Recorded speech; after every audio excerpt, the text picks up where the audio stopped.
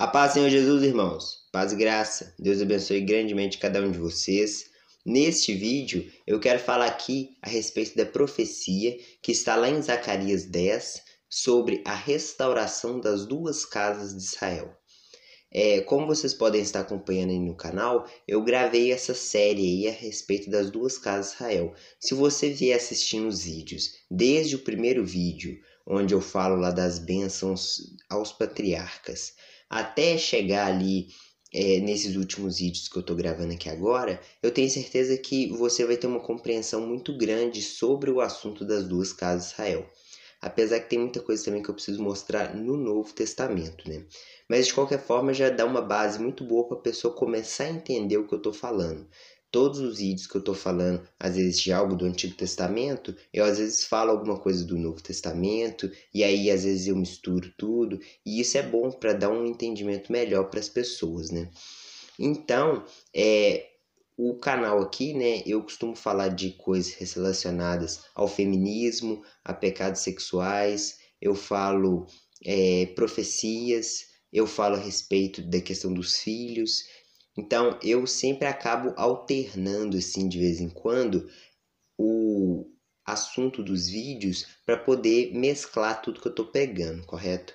Voltando aqui ao assunto do vídeo, que é Zacarias capítulo 10, nesse contexto ali, Zacarias e Ageu, eles foram dois profetas levantados por Deus para continuar, né, animar o povo à continuação da edificação da casa de Deus.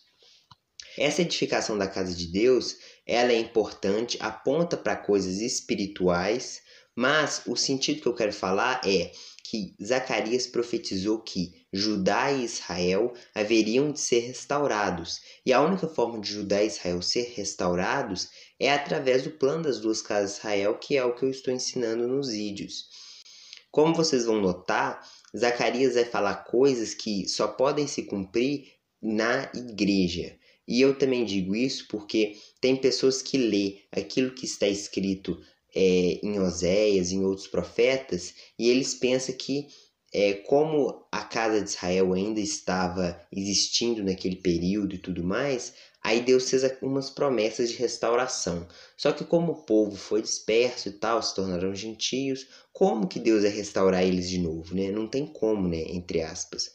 Então, o profeta Zacarias ele é importante porque o tempo que Zacarias está é justamente depois do cativeiro babilônico dos judeus, né? Então a casa de Israel já estava assim, há muito tempo perdido nas nações, né? Errantes nas nações, como fala o profeta Oséias. Então eu vou começar a leitura e vai falar assim: Pedi ao Senhor chuva no tempo das chuvas serôdias, ao Senhor que faz as nuvens de chuva, dá aos homens aguaceiros e a cada um erva do campo. Vai falar ali das chuvas serôdias, porque existem as chuvas têmpora e chuva serôdia. A chuva temporã é as primeiras chuvas e aponta para a primeira vinda de Cristo, porque nós conhecemos as festas de Deus. E sempre que iniciava as primeiras chuvas, estava falando da Páscoa, dos pães asmos, primícias e o Pentecostes. Era naquelas primeiras chuvas que aconteciam essas 4 primeiras festas.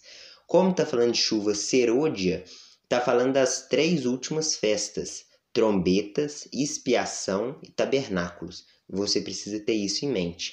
O apóstolo Tiago vai falar, né, que o lavrador aguarda com paciência as primeiras e as últimas chuvas, né?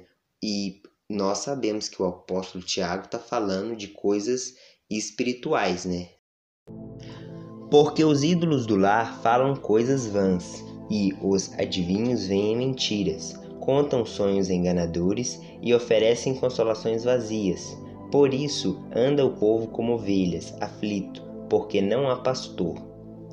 Contra os pastores se acendeu a minha ira, e castigarei os bodes guias, mas o Senhor dos Exércitos tomará o seu cuidado o rebanho, e a casa de Judá, e fará desta o seu cavalo de glória na batalha.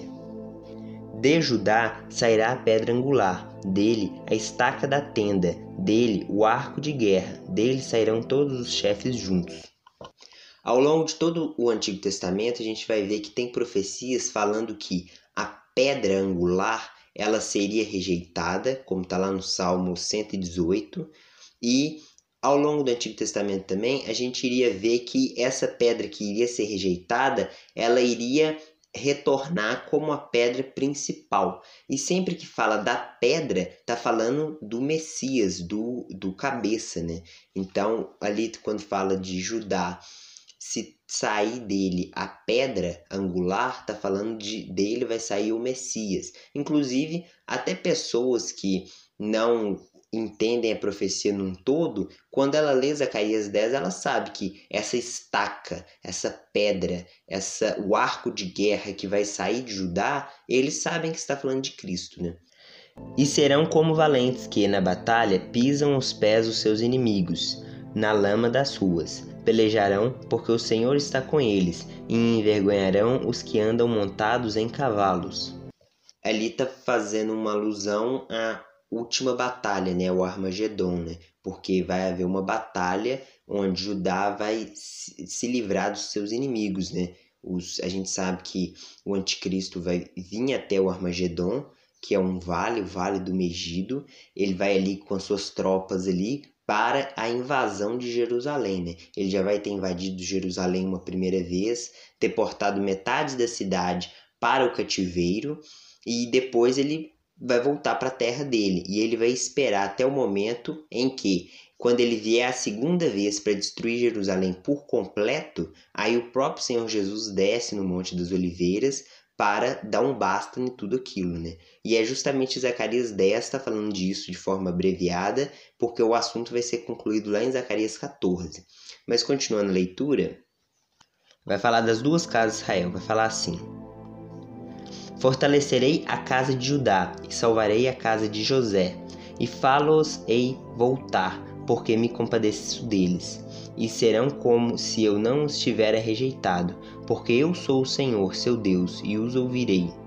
Então aqui está falando que Deus vai se compadecer de Judá, e no caso, Judá são os judeus que estavam ali no tempo de Zacarias. Judá veio passando as gerações, eles se dispersaram nas nações, mas eles se mantiveram com a identidade deles, e depois eles foram restaurados em 1948 no Israel, ali na terra de Israel, os judeus, não a casa de Efraim, a casa de José. Isso não foi restaurado ainda, porque tem promessas que fala para Efraim e tem promessas que fala para Judá. Judá é o reino do sul, Efraim, o reino do norte, duas casas de Israel, os dois reinos. E daqui Deus está falando que nessa restauração, que ela só pode acontecer no fim dos tempos, Deus vai restaurar Judá e Efraim, vai salvar a casa de Judá e a casa de José.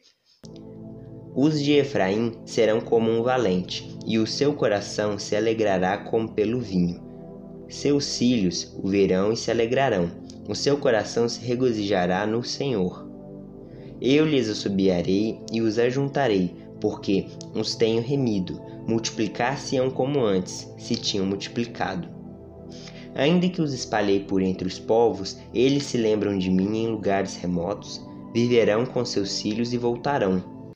Então olha que interessante, os efraimitas, como a gente sabe, eles foram dispersos em todas as nações e eles se tornaram gentios, né? Eles não mantiveram a identidade deles. Eles saíram se casando entre os gentios e eles se dissolveram nas nações. Mas o que o profeta Zacarias está dizendo é que os de Efraim se lembram de Deus e eles vão voltar para a terra de Israel. Então, essa profecia ela precisa ser entendida como que todos os gentios que ouvissem o evangelho de Deus pregado por Cristo, né? O evangelho que foi disseminado nas nações por intermédio dos apóstolos. Todo aquele que ouvisse o evangelho, ele passaria a fazer parte dessa casa de Israel espiritual para se unir e fazer parte do Israel espiritual de Deus. Porque essa é a forma correta de interpretação. Deus não está falando de forma nenhuma de um povo biologicamente efraimita que vai voltar. Isso aí tudo é doutrina de gente que quer negar as escrituras. Porque eu os farei voltar da terra do Egito, e os congregarei da Assíria. Trá-los-ei à terra de Gileade e do Líbano, e não se achará lugar para eles.